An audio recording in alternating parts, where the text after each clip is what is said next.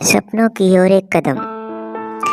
किसी छोटे से गांव में एक लड़का रहता था जिसका नाम था राज। राज का सपना था कि वह बड़ा आदमी बने, मगर उसके पास कोई खास साधन या संसाधन नहीं थे। उसका परिवार गरीब था और उसे रोजाना 2 वक्त की रोटी के लिए संघर्ष करना पड़ता था। लेकिन उसके मन में एक आग थी, एक दृढ़ नायक बनने की तमन्ना। राज के माता पिता खेतों में काम करते थे और उनकी ज़िंदगी का एकमात्र लक्ष्य अपने बच्चे को बेहतर शिक्षा देना था।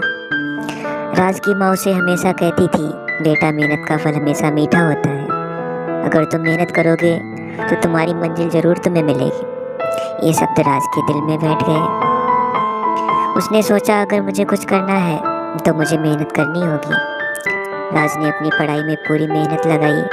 वह दिन रात किताबों में डूबा रहता और जहाँ तक संभव होता गांव के बड़े से बड़े कंपटीशन में पार्टिसिपेट करता, गांव के बड़ों से मार्गदर्शन भी लेता। हालांकि उसकी परिस्थितियां मुश्किल थीं, फिर भी उसने कभी हार नहीं मानी। एक दिन गांव में एक बड़ा इवेंट हुआ जिसमें विभिन्न विद्यालयों के छात्र प्रतिभागी थे। राज ने भी उसमें भाग लिया। पहले तो उसे डर था, क्योंकि वह शहर के बच्चों के मुकाबले बहुत कमज़ोर महसूस करता था। लेकिन फिर उसने अपनी ताकत पर विश्वास किया और प्रतियोगिता में भाग लिया। उस दिन राज ने सबको हैरान कर दिया।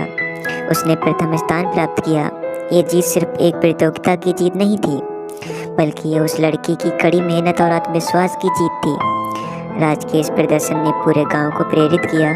सभी ने देखा कि अगर ठान लिया जाए तो कोई भी मुश्किल दूर की जा सकती है। उसकी मेहनत ने न केवल उसे सफलता दिलाई, बल्कि उसके परिवार और गांव के लिए भी एक नई उम्मीद की किरण जलाई। इसके बाद राज की जिंदगी में कई मोड़ आए। उसने बड़े शहरों में प्रतियोगिताओं में हिस्सा लिया और सफलता की ऊंचाइयों को छुआ। वह जानता था कि सफलता का कोई शॉर्टकट नहीं होता, केवल निरंतर प्रयास और मेहनत से ही इन्हें हासिल की जा सकती है। राज अब एक प्रेरणा बन चुका था। उसका नाम हर किसी की जुबान पर था। उसकी कहानी हर जगह सुनाई जाती थी।